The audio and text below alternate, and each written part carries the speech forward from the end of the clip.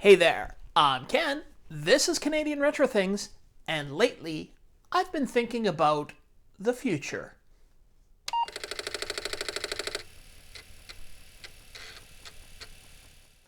Why am I thinking about the future? Well, I was online looking through the Retro Rewind store, and I thought to myself, you know what I haven't done? I haven't future-proofed my C64 yet. So I hit the buy button, got me the caps that I need to future-proof it. And then I thought to myself, you know what? I want more stuff than that because, I haven't used my Commodore 64 nearly enough yet. So I ordered some more toys for it. So let's open these up, take a look at what I got, and see what I am going to be doing to my Commodore 64 today. I have the stuff here ready to be opened, so let's open them up and see what I'm doing today.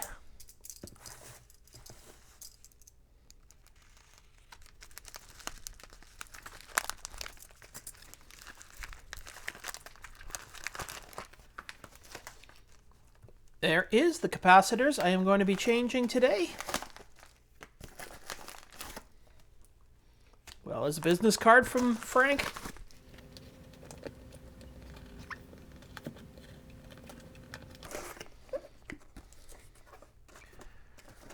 And that will be my receipt for this one. And in here we have two things. This one is for a different video. And this one is the Kung Fu Flash card. So I will be able to play more games. So I will have a link in the description for the Retro Rewind store. And you can check out the things he has for yourself. I have my C64 out of its case, ready to start replacing these capacitors. I figured out where all the capacitors are on the board that I need to replace. But first, I've got to take the shielding off because, as you can see, it doesn't look like this board has ever been worked on. So, first thing I have to do is little bit of solder removal, and I don't have everything here I need, but you don't need to watch me do that, so we'll just skip ahead to when this is off. So I have to admit, this is the first time I've had to take one of these shields off of a Commodore 64. Now, I never understood before exactly why, when I watch all those videos of repairing Commodore 64s, that they take these and throw them away. Because on most of the computers I've worked on, the back shielding has been easy to get off. Well, Commodore did not spare the solder on these things, and there was a lot of cursing and swearing to get those off. But now we have our board here ready to start taking the caps off. So if we flip it over, we see this nice looking board that has not seen the light of day for probably 40 years, 35 years anyway. So we just have to locate the caps, desolder them, and put the new ones in. But I don't have all that fancy equipment that the bigger YouTubers have, so mine is going to be done with a little bit of copper braiding, my handy dandy iron, a manual solder sucker, and that will be it. But we've all seen the desoldering of boards a million times, so I will just skip forward, and I will only show you if something goes wrong, like lifting a trace or something. Well, there we go. The new caps are in there. That was relatively painless.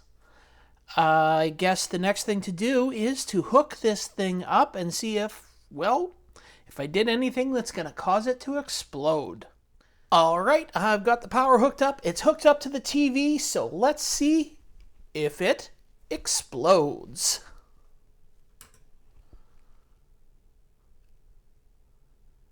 Ah, there we go. It is working.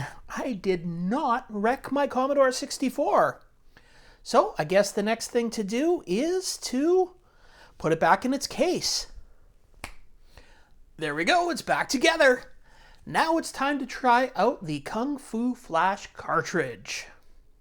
But first, we have to take a look at how to set up the SD card for it. So, let's take a look at that.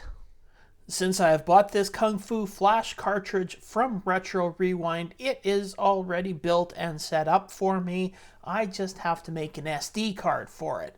But I got to make sure that it has the latest firmware on it. So go down to firmware update here on the Kung Fu Flash GitHub. I'll put a link to this page down in the description. Click for the newest firmware, and right now it's 1.37. Download that, and bring up your SD card. We'll shrink this down. Shrink this down. Stupid Windows. Put Kung Fu Flash version 1.37 onto your card. And then I also have some games here that are all the different types of files you can use. So there's D64, which is a disk image. There is a, well, let's move that over, a cartridge image, a PRG image, a P00 image, and a T64 image. So now we will take this out and we will put this into the Kung Fu Flash cartridge and see what happens. All right, I have the SD card into the Kung Fu Flash cartridge. This plugs into the back cartridge port.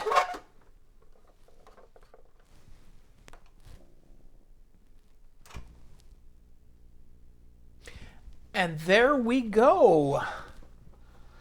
So, as you can see at the bottom of the screen, it does say that it is version 1.37 on here, and I have the 1.37 update. If it was a newer version, I would just hit return when I have it highlighted. Upgrade the firmware. Yes. Done. That's all there is to upgrading it. Now to go through the menu, you can use the arrows, up and down arrows, or use the joystick. First thing to try is Ghosts and Goblins.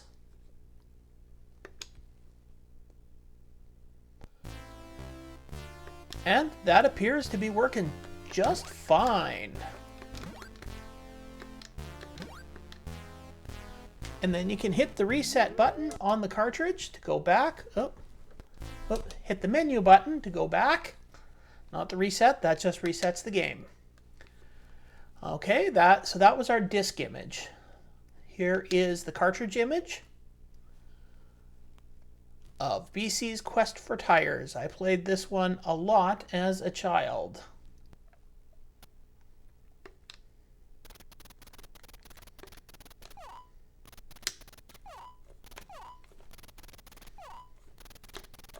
And that is working just fine. Back to the menu. Hero.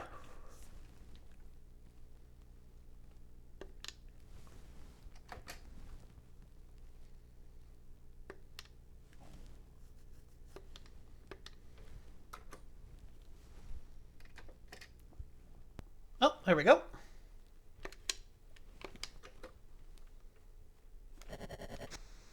Yep, and I just blew myself up. There we go. It is working just fine.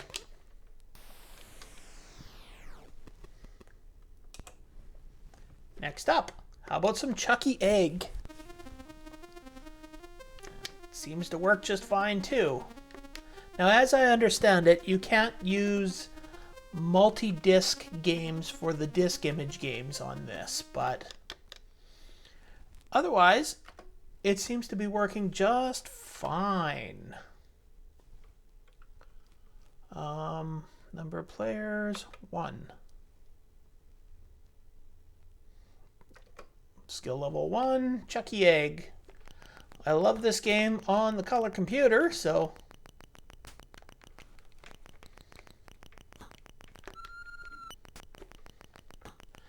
that seems to be working just fine too.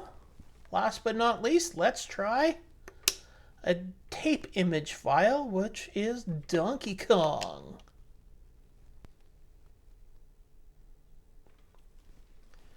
F1 to start the game. That seems to be working fine too.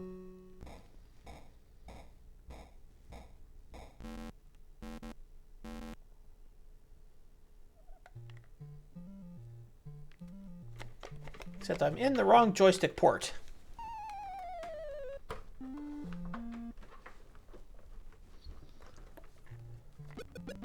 There we go. And there you have it. The Commodore 64 is future-proofed. Hopefully it is going to be good for another 40 years. And I've got that Kung Fu Flash Cartridge, which just increases the usability of this computer for me. I love these SD card solutions for these old computers. They are awesome. They make it so much easier to use. And a big thank you to Frank over at Retro Rewind. I mean, this video was not sponsored. I bought these things myself, but I love shopping at his store because it's got Tandy stuff, it's got Commodore stuff, and it's here in Canada, so it costs me so much less for shipping. So thank you for having that store. It's awesome. So I hope you enjoyed this little video of me making my Commodore 64 more usable. If you did, you know what you can do with the liking, the subscribing, and or the commenting below, because anything and everything you do is always greatly appreciated. And hey, now I can hook that computer up and I can use it to stream on Twitch. That's right, I stream on these old computers on my Twitch channel. The link is down below if you want to drop by, say hi, and talk about old computers. That's all I have to say for today, so I will see you next time.